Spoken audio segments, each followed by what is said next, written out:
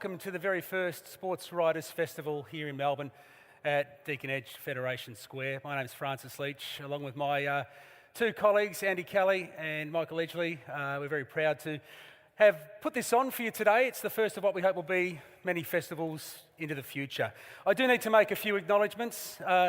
First, to acknowledge the traditional owners of the land upon which we stand, and I want to pay my respects to their elders past and present. I also need to acknowledge a couple of our sponsors and people who've helped put us on here today at Federation Square. Ron Gorsey and Matt Jones from Fed Square have very kindly allowed us to use Deakin Edge as a venue, and they believe in the project and have done it probably at their expense rather than ours, so we're very grateful to them. To David Lever, David Loud and the team at La Trobe University, who will be involved a little later on tonight as well with our forum on sports writing and the future of it. We want to thank them.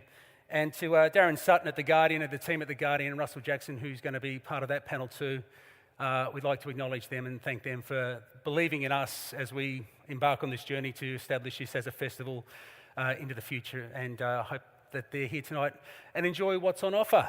So why are we doing it? Well, I guess someone who's obsessed with sport and likes to read about it a lot. Often I sort of sat around thinking that a life in sport can be an indulgence. Maybe it's a little bit frivolous. Maybe it's something that is a waste of my time. But I've made a living out of it for so long, and I get so much pleasure out of reading about it. It made me think a little bit more deeply about what it is that appeals. And I think for me, when I read great sports writing, and when you have a great experience at a sporting event, it's because in essence the pursuit of an individual goal or a team goal encapsulates what life's really about. Setting a goal, trying to achieve it, trying to work with other people to achieve that goal, learning from when it doesn't go right, celebrating it when it does. And the beautiful thing about sport, unlike some aspects of life, there's always a tomorrow, there's always a next time, there's always a next week, and that's why we keep coming back to it again and again. And we share the experience. We get to share it whether we're down the road at the MCG with 100,000 other people or whether we're at home on the television. And all those little struggles we have in our own lives when we're trying to achieve those goals that we set out to do on our own, we can celebrate those, but when we have that shared and communal experience and we can discuss what went right, what went wrong, what is the character of the people involved, that's when sport really comes to life. And really great sports writing, I think, brings that out. It's not only all the good stuff. Sports become about politics, it's become about economics, it's about race, it's about religion, it's about the stuff of life. It's probably bigger now than it's ever been, sport, whether it's commercialised or people participating. And there's so much good writing about it that in other literary circles there doesn't seem to be a festival that tries to cater for that. So that's what we're going to be trying to do from here on in. So I thank you for being part of our very first crowd here, and I hope you enjoy our conversation with one of the greats. I'm talking about Glenn McGrath. Glenn has written a new book called Test of Will. It's an exploration of his life in cricket, his observations about what he learnt from the game, but it's as much about life after cricket as well and the challenges he faced. I don't need to tell you too much about his career. There's 124 test matches. He took over 500 wickets at test level. He bowled at an average of around 21. He took, I think, 29 fifers in test cricket. It's an extraordinary test career. And he's been good enough to join us here to be our very first guest at the Sports Writers Festival. Would you welcome him to the stage, Mr. Glenn McGrath, everybody?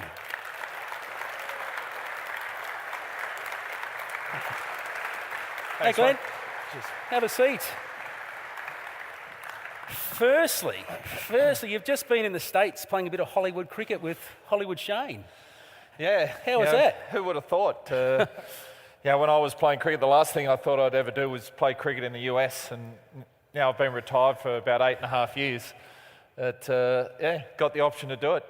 Warnie rang me up and said they were looking to get all the old boys back together from all around the world and play a few games of cricket. And the first 3 were going to be in the US. And I thought, not a bad idea. Haven't played cricket in the US, and actually found out a lot of stuff I didn't know about the cricket and the birth of baseball in the US. But to play in New York, Houston and LA on major baseball grounds was something very unique. And the batsmen still looked pretty good. The fast bowlers looked a little bit worse for wear. And the grounds themselves, the baseball fields the boundaries were pretty short. Pretty short. Did you get clocked over the fence a few times by Sachin? Or no, I was in Sachin's team. Oh, you played with him for a change. So what Warnie wanted to do was not to look like it was the teams were, too biased in the way they chose, rather than they didn't want it to be a subcontinent 11 versus a rest of the world 11. So what they did was they paired up players and then drew them out of the hat. And so 99% of the team was the subcontinent versus the rest of the world. And I think I was the token Aussie thrown on Sachin's team. So I got to play alongside Sachin, Brian Lara, and plenty of guys there. So it was a bit of fun, a little bit one-sided. I think Warnie's team had too many big hitters. I was fielding down at fine leg once and they said, come inside the circle. So I took 4 steps forward and I was inside the circle. So just a little hit and it was in the crowd. And the thing about it was we probably got about 100,000 people along to the ground, to the games, the 3 games. Most of them were expats, mainly Indians, of Indian descent. They love their cricket, obviously. And so I don't know how many mainstream Americans came along to the game, but if they did, I think they would have enjoyed it. Because normally you go to a game of baseball, you might see 1, 2 or 3 home runs if you're lucky a game. I think over the 3 matches there was about 80 or 90 sixes hit. And the biggest problem was then getting the ball back off the crowd because, in baseball they get to keep it. But most of them, like I said, expats, they knew the game and finally they'd throw the ball back. But I learned a bit about baseball while I was over there because cricket was played in the US in the late 1700s. George Washington loved his cricket. And so the New York Cricket Club is one of the oldest, if not the oldest cricket club in the world. And from the game of cricket in those early days, another game was born. They changed the rules slightly, and that was where baseball came about. Because of cricket, the game of baseball was born. If you tried to tell that to an American, they would look at you like you were crazy. They have no idea what cricket is, and they love baseball, and obviously they play the World Series, don't they, against themselves. Well, you would have been there when the Mets were still... So the concept itself, I think, was great. Probably mean a few more trips back to the US to get people really interested, but it was a great experience. The body held up just, so looking forward to hopefully more games in the future. Let's talk about your book. I mean, it's come out at the same time that Michael Clark. If you can Clark you a call and say, you stole my thunder with... Yeah. Did you ever look through his book to see whether he had a ping at you as well? No, I'll be keen to have a look. Whenever one of my old teammates puts a book out, the first thing you do, if they give you a copy, you go straight to the index, don't you? And I haven't got 6 months to read Steve Wall's book, War and Peace, it's about this big, but you flick straight to the index, you see your name, and then you flick through the pages. And the one thing I've noticed that they do embellish the stories a bit, these batsmen, Steve Waugh and that. So, it'll be interesting to see what Pup's book's about. Are you surprised that he's gone so public and so hard at some of his former teammates? Because I'm reading your book, you talk about how you just don't think that's kosher, that's sort of inner sanctum stuff. Yeah, so sort of coming from a team sport where everyone's so close, it's not the done thing. I could never bring myself to do it. I know Kevin Peterson has come out and sort of slated a few of his teamates. Few? You mean all? Every one of them? Yeah, probably. But I haven't really seen what Pup's written. I read a little bit about Brad Haddon, between the second, third test in the UK recently, but that was more with Darren Lehman and Rod Marsh and selection issues and how they handled it. But I'd be keen to have a look. And they say controversy sells books. You put a bit of controversial stuff in there, and it might only be 2 lines out of the whole book, and the media will do the rest, and off it goes. But those team reunions are going to be fun. So we'll see. I'll have to get a copy of Michael's book. You can send him one of yours as well, I guess. Your book, you talk about a whole range of things, but you do take us back to the beginning of your cricketing career at Narromine. For people who don't know where Narromine is and where you grew up, tell us a little bit about it. It's basically the middle of New South Wales. I was born in a place called Dubbo, which I think most people have heard of. I lived in Dubbo for the first couple of years of my life before we moved to a sheep and wheat farm about 10k outside of Narromine, which is about half an hour west of Dubbo, about 40 k's west. I say I'm a Narromine boy. I don't like to say I'm a Dubbo boy, but that was where I grew up as a young fella. Loved all different types of sports, but cricket was the sport that I loved the most. And if I could do anything, had a choice of what I wanted to do with the rest of my life, was to play cricket for Australia and as a fast bowler. So to think that my dream came true, even though the people in Narromine, my old captain plus a few other guys thought I couldn't bowl. Well, your old captain said that there was fishing pole had more talent than you and wouldn't bowl you. Yeah, no, he was a year older than me, and You never forgot that one. and which meant under 16s, he sort of was too old. I started to get a bit more of an opportunity, but still sort of good mates with him. And I catch up with him time to time, and he still says that I couldn't bowl back then. He did say that I got better as I got a little bit older. And the funny thing is, his father was the police officer in Narromine. We only had one, maybe two police officers, and so he joined the police force as well. Went into the dog squad, and then during the 2000 Olympics, he was with the tactical boys there. And when he was doing his training, you know how they go through, they train him pretty hard, and there's sleep deprivation. And one of the things they kept nailing him about when he was like really tired and bugging, they're trying to break you, was the fact that he never chose me as a young fella to bowl. He said I had no talent and how wrong he was, and they just. And they used you as a psychological weapon. Yeah, and they've used it against him. So I thought that was quite funny. That was your revenge, I guess, in the end. But yeah, so it's the way it goes. I played cricket because I loved it, and just got out there, wanted to have a bit of fun, and it wasn't until I was about 18, 19 that it started to take off a bit more. But you do write in the book about when you're in the under-21 Colts, and this is an indication of your mindset in a sense that you weren't picked for that team, but you immediately, the day that you found out that you weren't picked for that Colts team, which you thought you were going to get picked in, you immediately went out the back, put the stump in the ground, started bowling again. Yeah, it's just something I loved. Growing up on a farm, my brother was more on the land. He loved everything about the land. I didn't mind the land, but I loved my sport. So whether it was playing cricket in the backyard at my grandparents' place in Dubbo with my brother and my cousin, or whether it was down the sheds on our property, just bowling at an old 44-gallon drum or an old water trough. Who would you be? Because we all did it when you were in the backyard and you were bowling. Who were you bowling at, and who were you? My hero growing up was Dennis Lilly. Yeah. So Dennis was the guy I wanted to be. And then, the West Indies of that late 70s, early 80s, they were such an awesome team. The bowling attack of Marshall, Garner, Holding, Croft, Roberts, those guys. So it was always a fast bowler. Bowling to guys like Richards and you always picture these sort of things. So I guess to an extent, it's visualization, isn't it? Living the dream even back then. But it developed your work ethic, didn't it? You talk about in the book about that, about at a very early age realising that if you were going to succeed, the only way you were going to succeed was to prepare better than everybody else. Yeah, I think, I'd say if you want to be like everyone else, then do what everyone else does. And if you want to be better, you've got to find different ways to do things or work harder. And I think I identified that pretty early. A lot of people, like I said, thought I didn't have any talent as a young fella. Did that hurt at the time? Or did you seem to be, because everything else throughout your career, able to brush that off and because your sense of self was so strong, you didn't let it get to you. But as a younger man...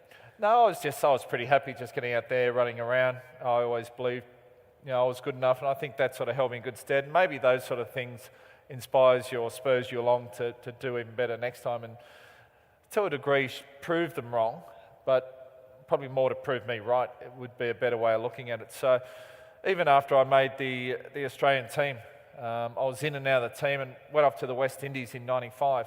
And I think that was the first time I got to really cement my place in the team.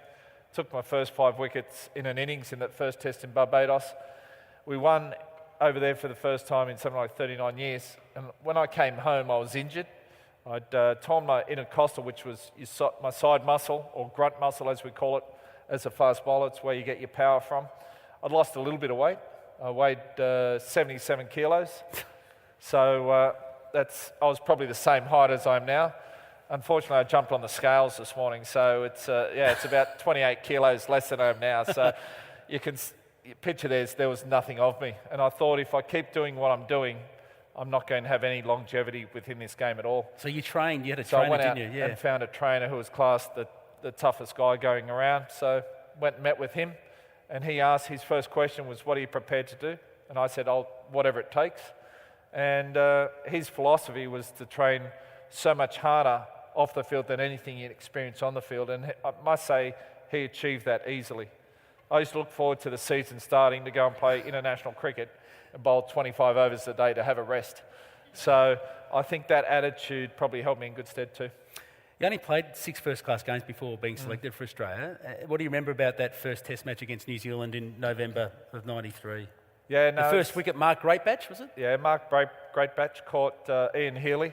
But round about my third or fourth over, sort of just pitched short of a length, just left him, left-hander, nicked it, caught behind. So I've got some fond memories. So I flew over to Perth. I met half the Australian team for the first time because they'd been touring while I played my games for New South Wales. So met half the boys there. Then you go through your training, your team meetings. It's match day. We've done our warm-ups. I found out I'm in the team. I'm playing. So it's a pretty good feeling. I was loving everything to do with first-class cricket, let alone here I was preparing for my first Test match. And as the captains walk out to toss, the two opening bowlers, two opening batsmen stand there and watch the captains go out. And it was Alan Border was our captain. I think might have been Martin Crowe for New Zealand. So out they go. And if we win the toss, we're going to bat. If we lose, then there's a chance we're going to be bowling. So we're waiting there to see what happens. And Craig McDermott asked me if I was nervous. And the funny thing was, I wasn't. Like I said, I couldn't believe I was playing first-class cricket. Here I'm preparing for my first Test match. And I told him, I said, mate, I'm not. Or Billy was his nickname. I said, Billy, I'm not. And he goes, don't worry, that'll get worse. And I didn't quite understand what he meant. But the more games I played, the more success I had, the more success I wanted. So each time you raise that bar a little bit more. And it was very true with what he said. And I never really call it nerves. I call it sort of anticipation, getting yourself up for the game. But it did increase after that game. And I think I went through that game. I took 3 wickets for the Test. I got a first ball duck. Unfortunately, they didn't have DRS back then because it was clearly going over. It hit me in the thigh. You always look so disappointed when you got out, Glenn. Yeah, I was. The umpire, when you see the umpire appealing before the rest of them, But first ball duck. I actually got a first ball duck in my first one-day match as well. So for you trivia buffs, not many cricketers have done that. First Test, first one day. It was a tough thing to do because Farney de Villiers, who was here at the MCG, bowled this rubbish ball about a foot down leg side. I overbalanced, my foot came up, it hit my foot, ricocheted back on the stump. So it's not easy to do that. But I got through that first Test, and the feeling I had at the end was that this level wasn't beyond me. And I think feeling that after my first Test held me in good stead too. I mean, you were in the team, as you said, it was you, and then you had McDermott, Warne, the 2 War brothers, and Alan Border. It's like walking into the Hall of Fame as a young man. Yeah, no, it wasn't bad. There was sort of, guys like AB and Craig McDermott were 2 guys I grew up listening to. So it was pretty special to be alongside those guys. I had met Alan Border. He'd given you a bit of stick, hadn't he, when you bowled him as a kid? It was actually the match before it, a Shield match, New South Wales versus Queensland. And the boys had just come back from the 93 Ashes tour. They were pretty successful. And it was an amazing match. It was the first time I really came across sledging. From the great Alan Border. Yeah, Steve Waugh calls it gamesmanship. I'm not sure how he came up with that name, but or mental disintegration was his favourite. But that was bowling to Alan Border, and AB was a bit grumpy at that stage. He'd been through a lot, and give him a bit of a tough time. And back then, my pants were a little bit short. They were about probably 3 to 4 inches short. So he kept running. He's calling me Jethro. He's asked me when the floods are coming, and at that time I didn't say anything. I'd never said a word when I played, and especially the Australian captain, a legend like AB, you'd never say. Did you get him out? I got him out in the caught behind in one of the innings and got him out in the one day or afterwards. And he kept saying, "Can you speak?" He's into me, and he's just into everyone. It was full-on game, and it was incredible, and just loved that sort of when it fires up and it gets really competitive. And so that was my first taste of that style of cricket, and really enjoyed it. He was your first captain, and did you learn a lot from being around a player like Alan? Because as you said, he went through that. The 80s were tough, and it's sort of like he was forged in the fires of those West Indian teams. Yeah. I remember playing at the MCG on some terrible wickets facing those guys. I don't know how they survived. He was a pretty tough character. He's mellowed these days, AB, though. No, he has. He's probably one of the toughest cricketers that I've come across. I grew up, like I said, listening to him, and he would just stand toe to toe with the West Indies. He wouldn't back away. He just took the hits. He was as tough as they came. So, to be around him and just see the way he went about it, the expectations he had, of the team as well. I think in my book also picked my Australian 11, the best 11 I've played with, and out of all the captains, I still named AB captain. And I think Stephen and Tubby and Punter would still agree that AB should be captain. And I think that's the respect or aura he had within the team. The captain of the captains, no doubt about it. I like this quote from your book where you say, I played my entire career unaware of the politics of cricket. From day one, I played with the belief that I was good enough to be in the Australian team. There's a lot of politics in cricket. You were able to somehow steel yourself against that. Where did that self-belief come from?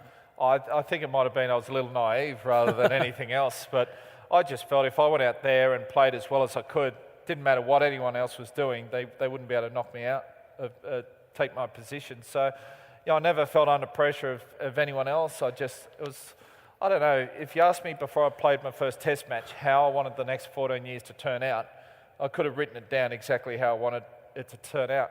And I knew exactly what I had to do along the way to achieve it. And to be honest, it's not too far off how it actually turned out. So I think, whether it was that self-belief or whether it was I had a real clear direction of what I wanted to achieve and how to go about it, that I was so focused on it that I didn't think about anything else, and off we went.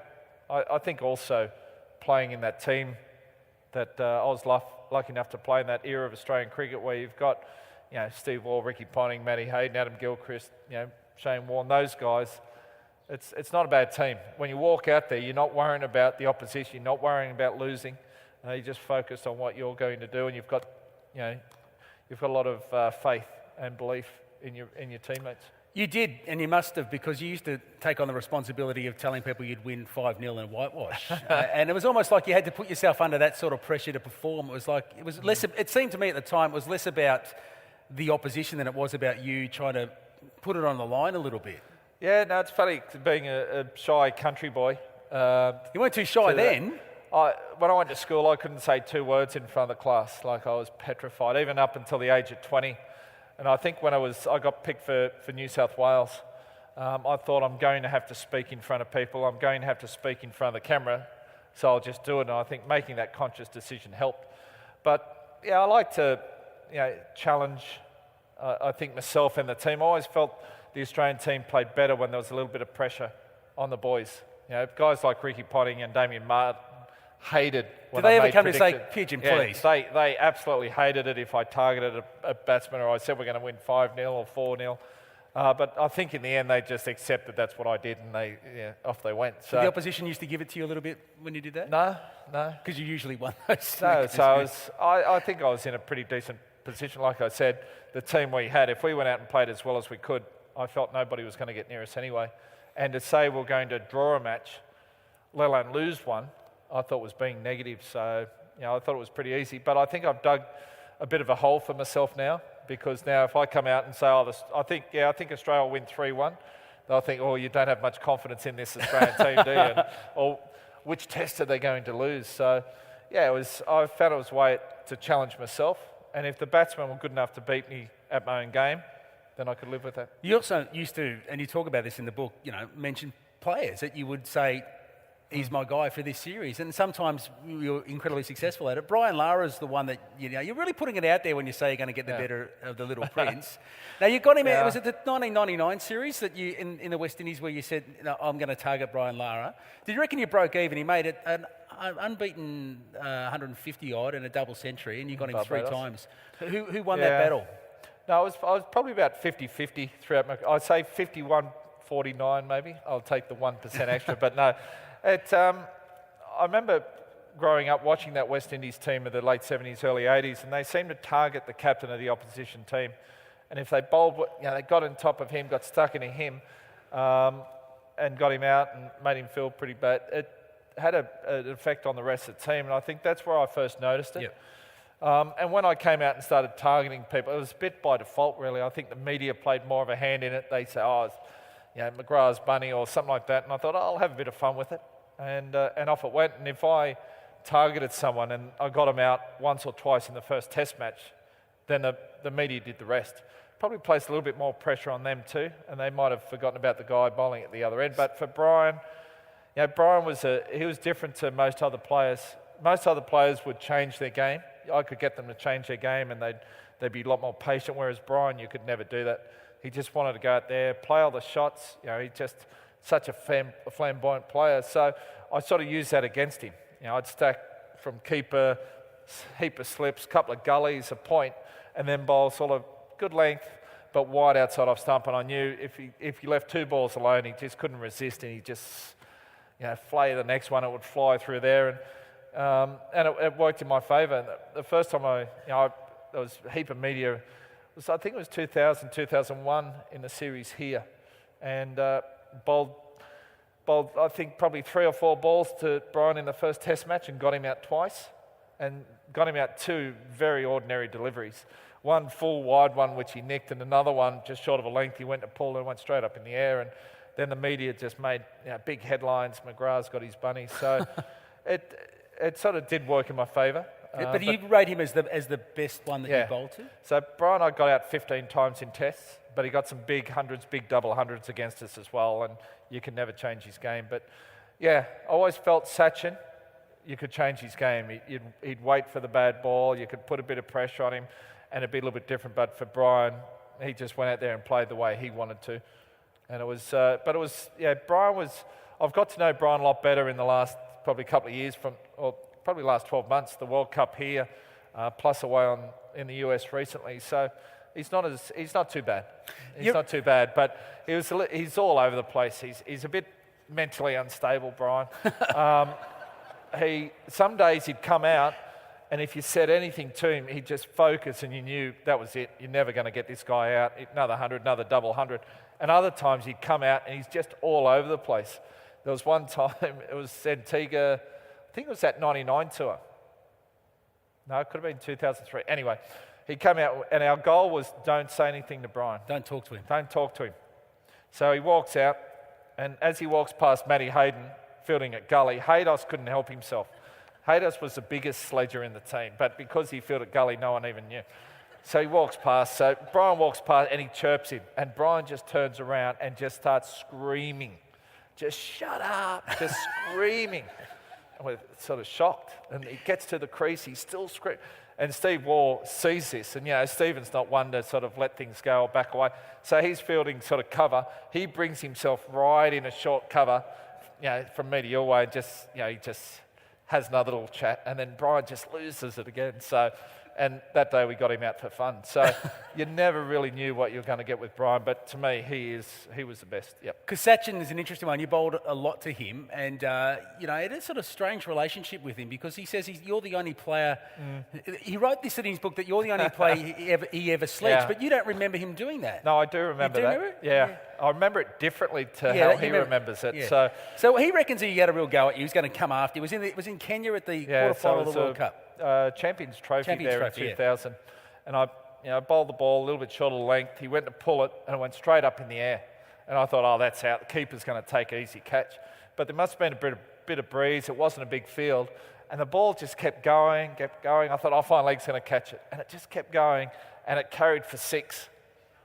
And I thought, So I walked back, and then he starts, in his book, he said he's come out and tells me he's going to hit me everywhere, he's going to do this, he's going to do that, but there were a few more choice words than that, and he went out and just smashed us. I think he got a quick fire, 40 or 50 or 60, set the game up for him, and they won quite easily. So, but he said I was the only bowler he's ever sledged. So I take that as a bit of a compliment. Because there was that incident in Adelaide too where you got him out LBW. I don't know, can you call it LBW? He ducked. Yep. He's only a short man. He ducked in front of the stumps. The ball kept low. It crashed into his helmet, and the umpire, Daryl Harper, gave him out. Yeah, no, it actually hit him in the shoulder. Hit him in the shoulder, So the thing was, we're bowling a bit of short stuff, and this one didn't bounce, and Sachin ducked. And to start with, Sachin's, what is he, this tall? But if you look at him when he stands next to the stumps are like here, and his pads end. He wears the smallest pads I've ever seen. So he's ducked. He gets right down and hit on the shoulder. And because he's so low, I can see the stumps over the top of him. So I appeal, thinking that's definitely out. And Daryl Harper agreed. Finger out, finger up, and off he goes. We're all happy. I thought it was just if he stood there, would have hit him on the pad. dead. That caused you a world of pain, though, didn't it? If they had Hawkeye or Eagle Eye or whatever they call it, would have been out. So I had no issues with it. Fair enough. It's not the normal way to get an LBW, hit in the shoulder. But he also put in his book, he said that was no way, it was clearing the stumps by about 1.5 feet. He obviously thinks of himself as a 6 foot tall. Yeah, so, and he had serious issues with it, as did the whole of India. And the next test match was at the SCG, and my late wife Jane at the time was there, and she turns up to the game, and all of a sudden she's got security around her. Through Cricket Australia, they had that many death threats for me because I got Sachin out, the god. But I don't think you'd take them seriously. They're so passionate about their cricket. Do they still bring that up when you go to India now? I did a thing with Sachin a while back, and I brought it up, and he still says it wasn't out. But Sachin's, it's different. He's just an absolute god in India. Like we're in the US, and every time he came up on the screen, the crowd just screamed like just mad. Even the American national anthem was playing, and they still screamed. So he came to do a thing. I'd do some coaching in India, and he came to spend a day with us. And he arrived at Chennai Airport. He got from the plane to the baggage carousel. He couldn't get any further. They actually had to physically close the airport, get everyone out, just so he could make it to the car and go. It's just unbelievable. So there was a thing happened. His wife's bags went missing on the plane to the US the other day, and so he rang up to try to find out where they were. And he said and they asked him his name. And for any Indians, you ask Sachin his name. It's the worst thing you don't know Sachin Tendulkar. So he tweeted about that he thought the service was bad and they lost his bag. And one tweet nearly destroyed a whole airline. Honestly, British Airways could have just gone down the drain very quickly. There was tweets on there. It's like, how can you ask Sachin his name? It's like asking God what his name is. And honestly, it is very true. It's just, it's unbelievable how he's treated in India. Of all the batsmen you got out more than any other, probably Mike Atherton. I think it's 19 times in Test cricket. Yeah, poor old Athers. I found out that Courtney Walsh got him out 17 times, and Curtly Ambrose got him out 18 times. So you win that battle. Whether it was that style of bowling, just hitting the deck and just a bit of bounce, but poor old Athers, it was funny. The last time, he's the only batsman that I've ever felt sorry for, and it was the last. Was that on the 19th time? Last time I got him out, it was at the Oval, 2001. It was his final Test match, and I was bowling. It wasn't very quick. The ball was doing absolutely nothing. It's the type of deliveries I wouldn't mind facing. And I was bowling outside off stump to him. He kept playing and missing. And I thought, I'll just get the next one a little bit straighter. Like I said, it was about 130 k's an hour. Mark Wall calls it gun barrel straight, like it's doing absolutely nothing. So I bowled sort of middle stump, and Athers nicked it straight to Warney at first slip, caught out.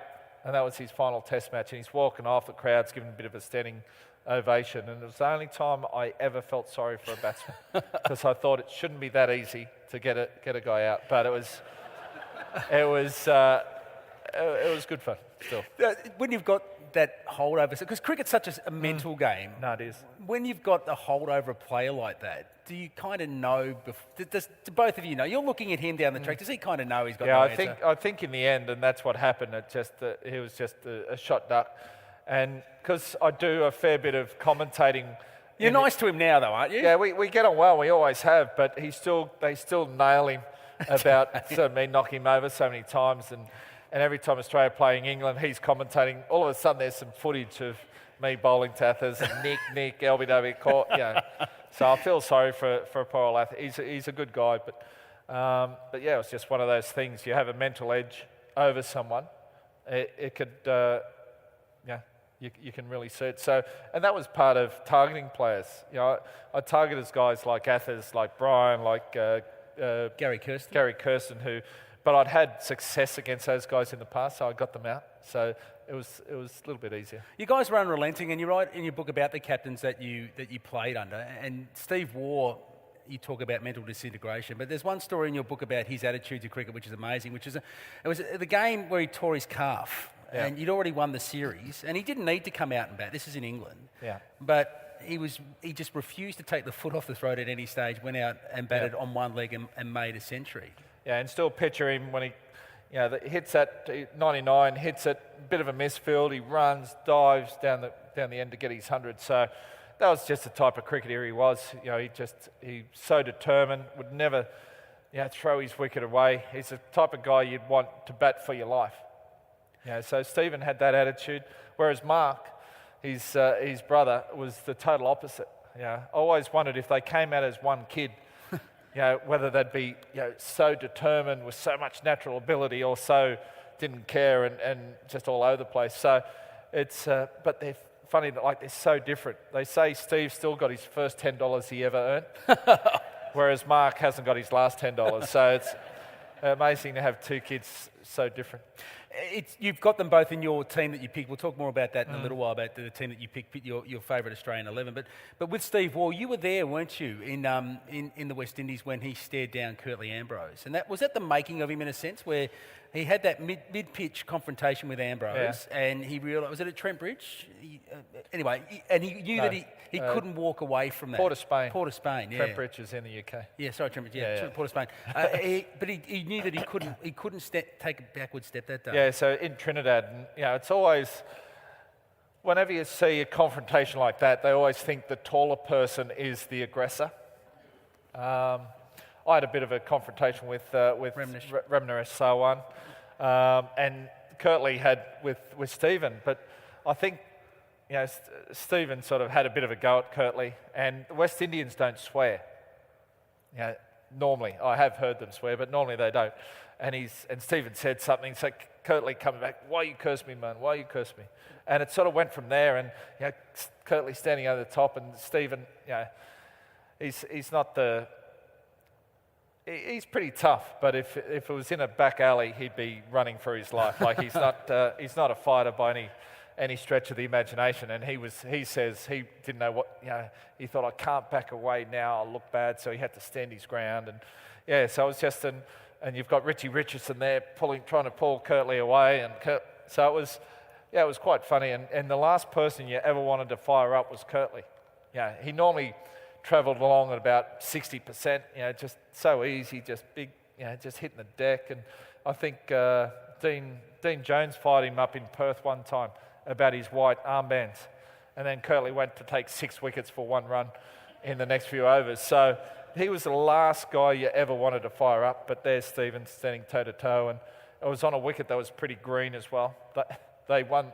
They beat us in 2.5 days anyway. But the last of those great West Indian teams, of all of those great West Indian bowlers, and we sort of reminisce about them now because it seems such a long lost era. Of all of those, as a great fast bowler yourself, who's the one that you most admire? Who's the one that you?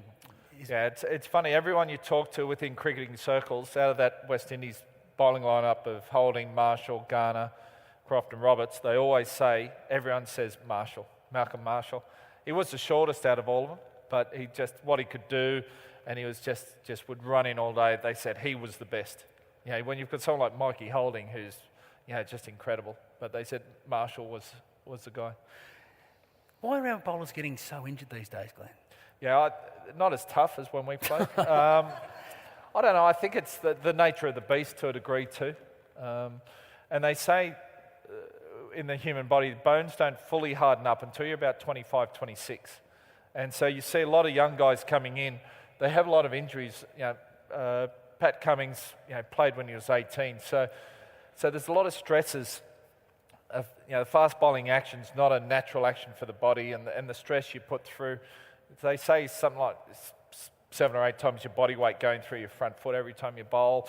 And if you've got a little bit of a twist, the stress going through your back. So a lot of issues there, I think. So just because they're younger, once you reach that 25, 26, bowlers seem to have a lot less injuries. I was 25 in the West Indies when I came back, and I realised I had to do something differently. I worked with Kev Chevelle, so I think a lot of it's that. And I do wonder how much time they really do put in off the field into really getting as strong and as fit as possible. And because of the schedule and everything we have these days. So it's a bit 50-50 how much work they put in, but just their age and the nature of the beast.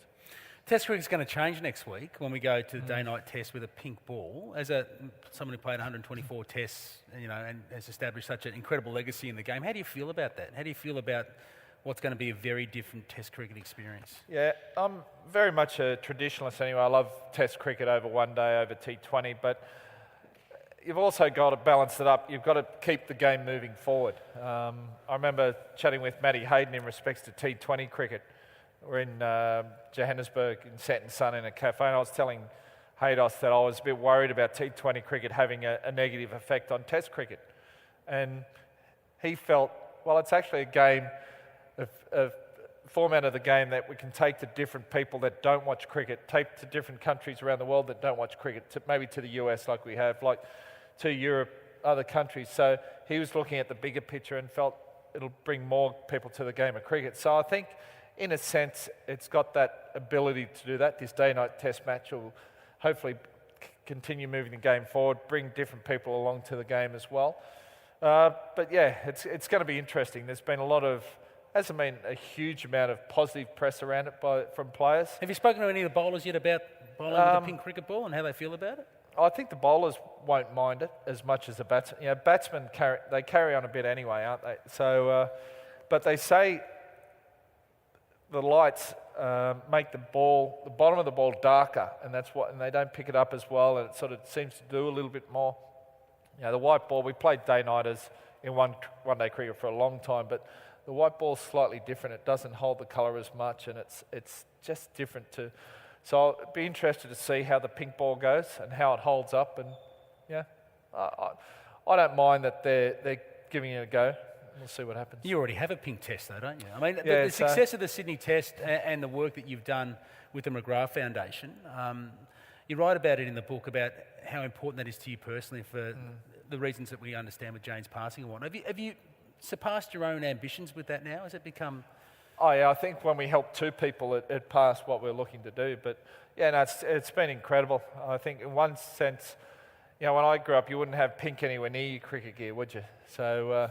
But now my son's got his pink grips, pink gloves, pink this, pink that. So it's amazing what it's grown into. But we set the foundation up, obviously through Jane's experience of going through breast cancer. And we worked out that, one, she was only 31 at the time, so she wanted to get the message out there that this is something that can also happen to younger women. It's not something that happens to 45, 50-year-olds plus, that it can happen to younger women. And then when she had a recurrence, she worked with a breast care nurse, and we realised there was not enough of these incredible people out there. So that gave our foundation, which we just set up, a lot more direction. We relaunched as the McGrath Foundation in 2005 with two very clear objectives. One, to raise awareness of breast cancer, especially in younger women, and also to raise funds to place breast care nurses around Australia. So, and particularly with your regional and rural background, your understanding of the sacrifices women and families have to make in order to... No, exactly, access. And we're sort of fairly private people.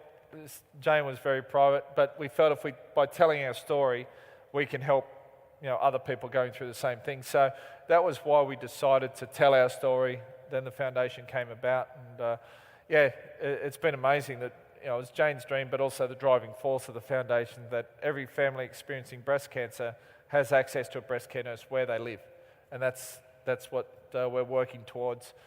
Unfortunately, Jane lost a battle in 2008. We had 4 McGrath breast care nurses employed then.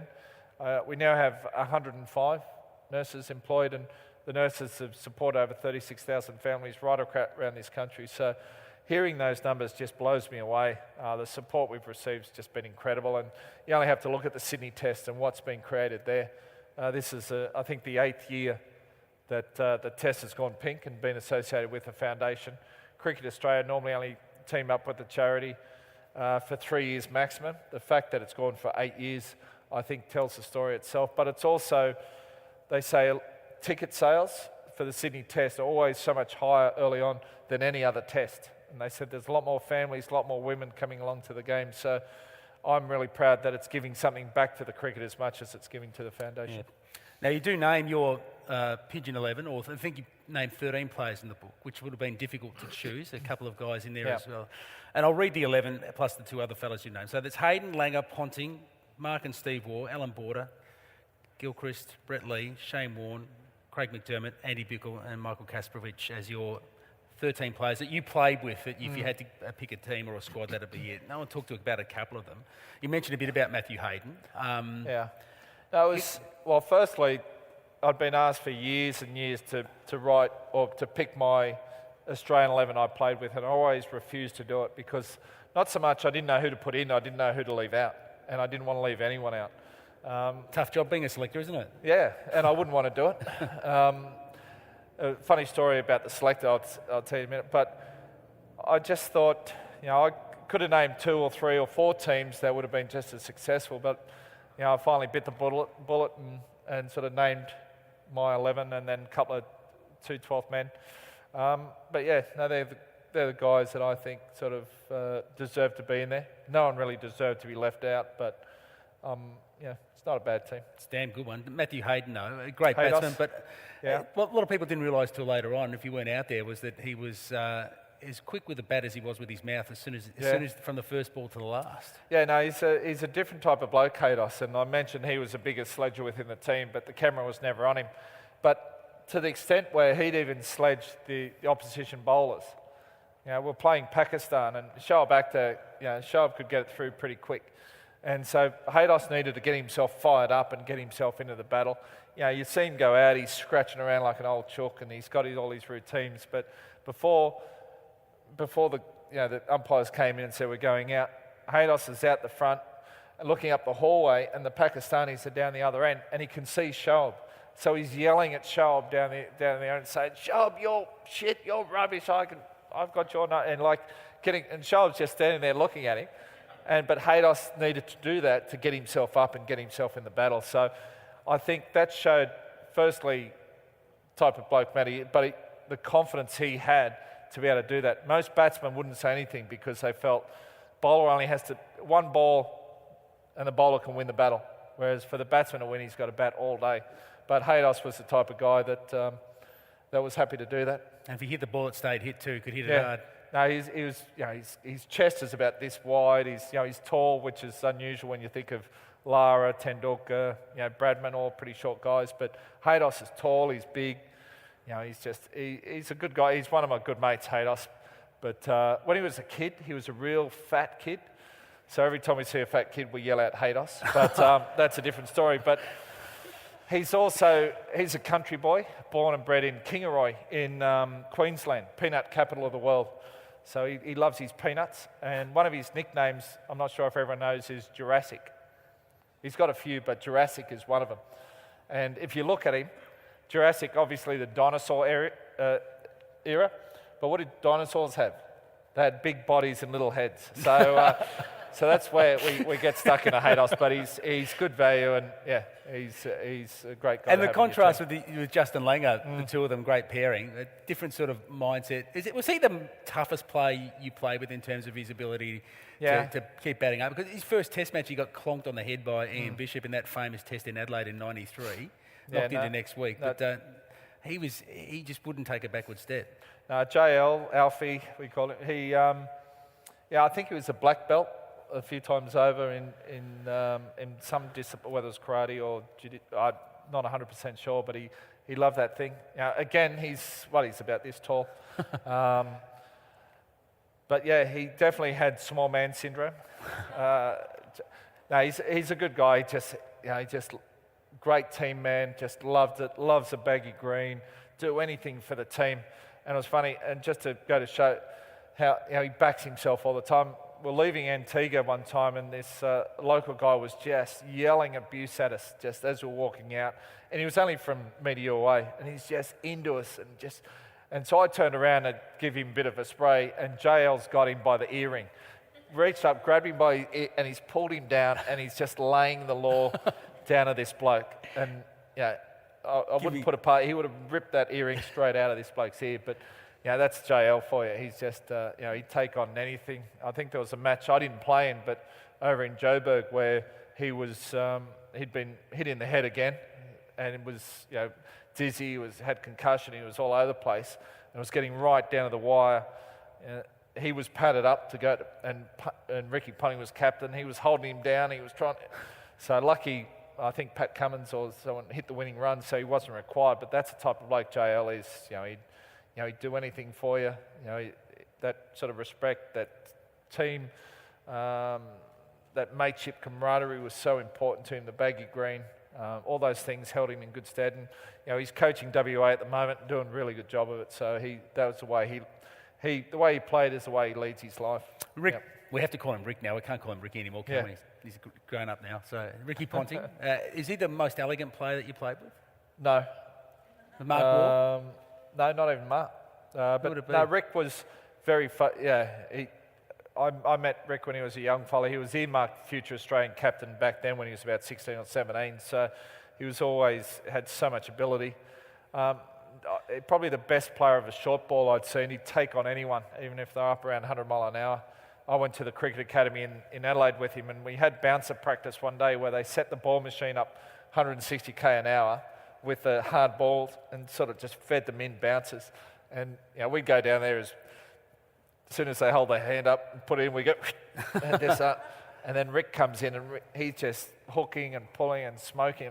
These things are coming out real quick. So he just had a real love and passion for the game and the ability. And I always thought Rick would be the leading run scorer when he finished, but Sachin played 200 tests and put it out of reach. But Rick's he's just class.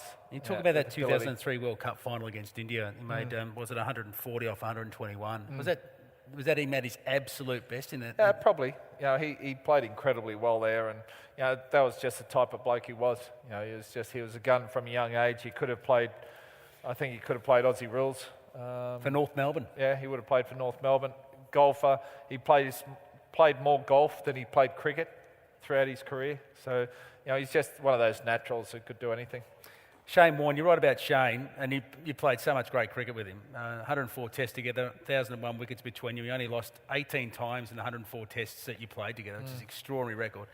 Shane Warne is without a doubt a cut above every cricketer I can think of.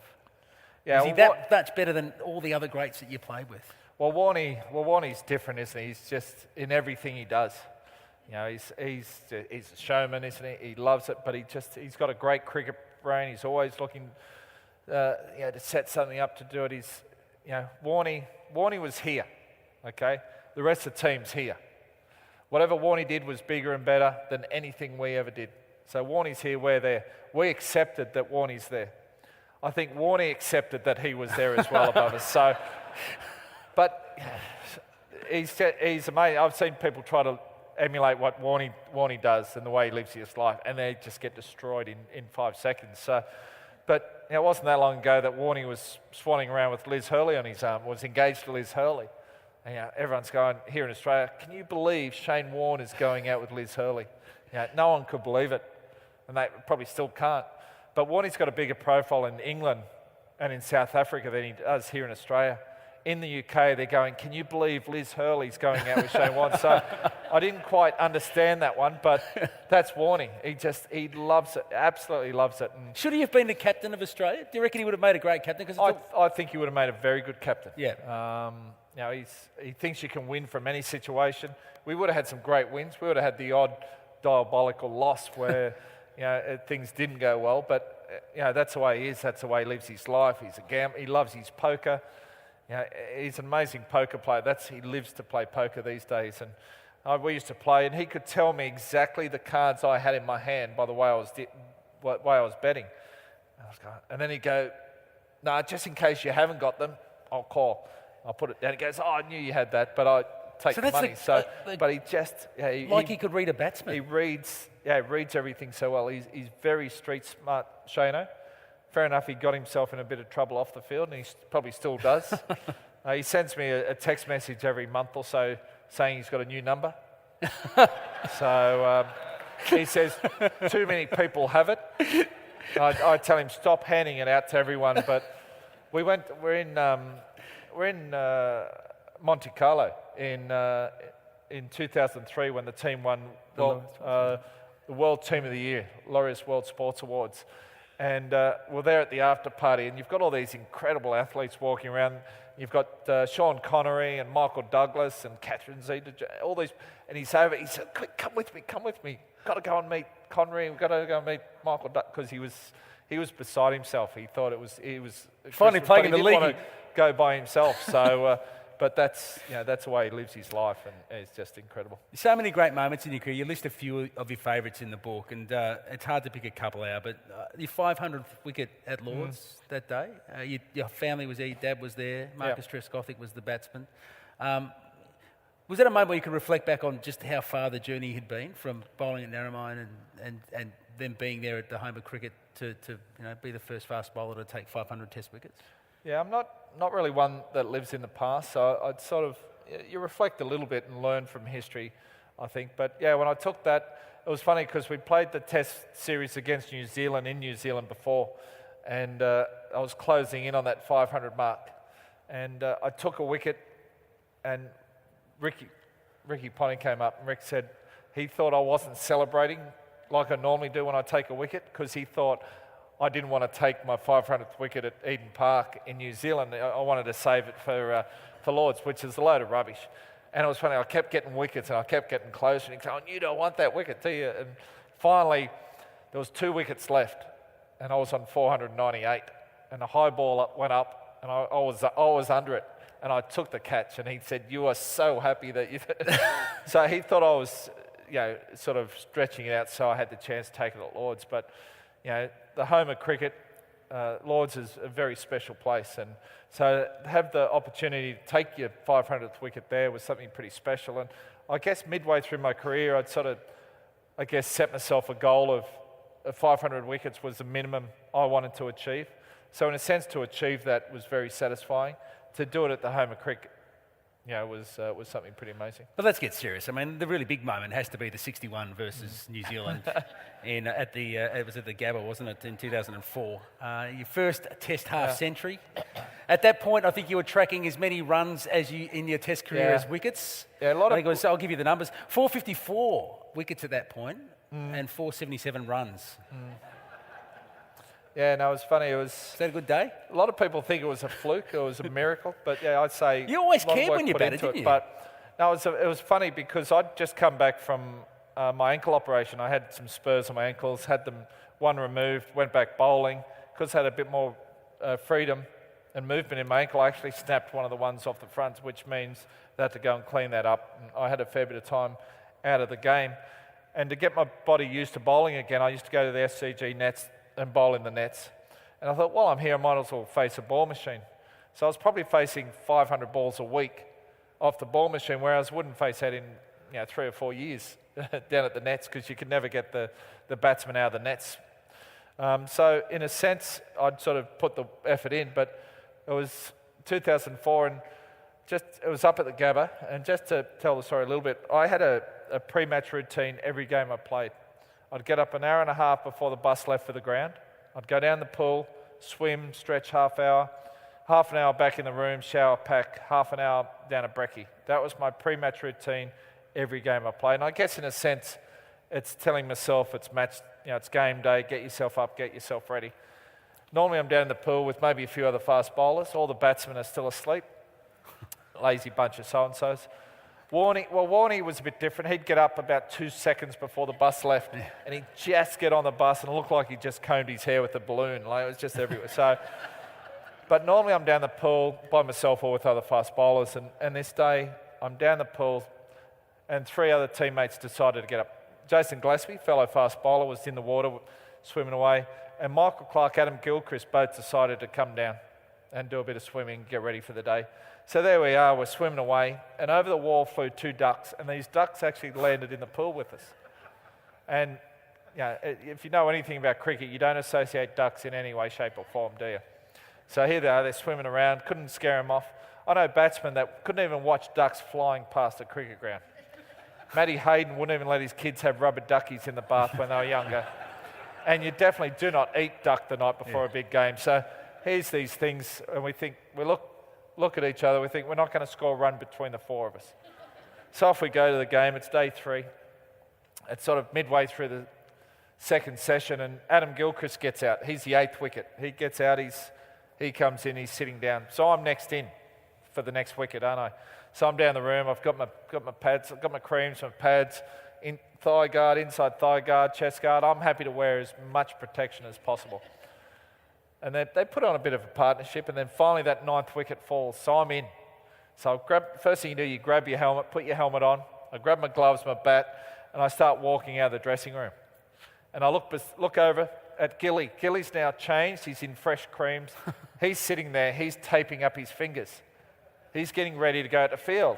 And I said, thanks Gilly, thanks for the vote of confidence. As I walk out of the change rooms, I pass the rest of my teammates walking in. And they're coming in to get ready to go out the field. So it fills me with a lot of confidence, doesn't it? So I get out in the middle. And it's funny, at the Gabba, where the players sit is a big glass perspex structure right in the middle of the stand. And I look up there, not a single one of my teammates there. So I take centre, ask for centre, I mark centre, I'm walking down the wicket, I'm tapping the wicket down. I'm not actually sure what I'm doing, but I've seen the batsman do it, so it's all about perception, isn't it? So I'm tapping the wicket down, and I face up, I score a few runs, and I get to 11. And 11's my lucky number. And I get dropped twice on 11, 2 pretty easy catches dropped. And then I started playing a few shots because of the time I spent in the indoor nets getting ready. I started playing a few pull shots, a few hook shots. The more runs I scored, the more my teammates came back to the viewing box. And I've seen a bit of footage of that day, and every time I hit a boundary, I hit a few boundaries, even hit a 6, the camera goes from me straight to the viewing box. And to see my teammates' faces of massive big smiles, but that look of total sheer disbelief is something I really enjoy. And so the game goes on. At the end of that day, early the next morning, Jason Gillespie and myself both scored our maiden test 50s. Adam Gilchrist, Michael Clark both scored test 100s at innings. And I tell you, every time we went back to that hotel, I looked for those ducks, but they never came back. So I have no issues with ducks. But just to go a little bit further, I scored 61 that day. My average was about 6. So I went to Ricky Ponting, and I went to Punter and I said, mate, just to let him, so he knew what it meant. I said, mate, your average is 50. That's like you scoring 500. But he wouldn't look at it from that perspective. And I saw him the other day, and I worked out I scored 641 runs in my career. So 61 is nearly 10% of my runs in one innings. And I said, Punter, you scored nearly 14,000 runs. That's like you scoring 1,400 runs in an innings. But again, he wouldn't look at it from that perspective. So it was good fun. Yeah. Just to finish, you've just become a dad again? Mm-hmm. Your baby Madison? Yeah, no, it's a very exciting time. My daughter Madison was born 11 weeks ago, so it's James, my son, is 15 going on 16, my daughter Holly 14. So there's a bit of time between drinks, but we're absolutely loving it. It's funny when you think about it. There was so many things I said I'd never do in my life again. I said I'd never coach and I'd never commentate. I'm doing both. When Jane passed away, I said I'd never get married again. I got married again. I said I'd never have any more children. And now we've got a little bub at home. So never say never. But I've decided that I never want to be happy or wealthy from here. But yeah, no, it's great, apart from the 3 a.m. feeds in the morning, but yeah, really enjoying it. Well, Glenn, we're so glad you came down and helped us to launch our very first edition of the Sports Rose Festival. Don't go anywhere. I've got a present. It's not for you, though. It's for Sarah, because I think she deserves it. So I'll run over here and give you this and say congratulations on the birth of Madison, and that's for you and Sarah to enjoy at a time that you can. And thank you for being here. Glenn McGrath, everyone. Thank you. His book, Test of Will, is available upstairs. We've got a bookseller, Heather's up there selling it. The almanac is also, the Footy Almanac folks are up there as well. Glenn's got to get on a plane pretty soon, don't you? So you might be able to... got a bit of time. So maybe if you want to hang around and sign a couple of copies if people want happy. it, we can get you up there to do that before he has to take off. And if you are coming back for the second session, maybe hop out and grab a drink, and we'll be back in here at about 8 o'clock for our forum on the future of sports writing with David Loudon from the Trade University. But thank you, Glenn, once again. No, Glenn. it's just, no,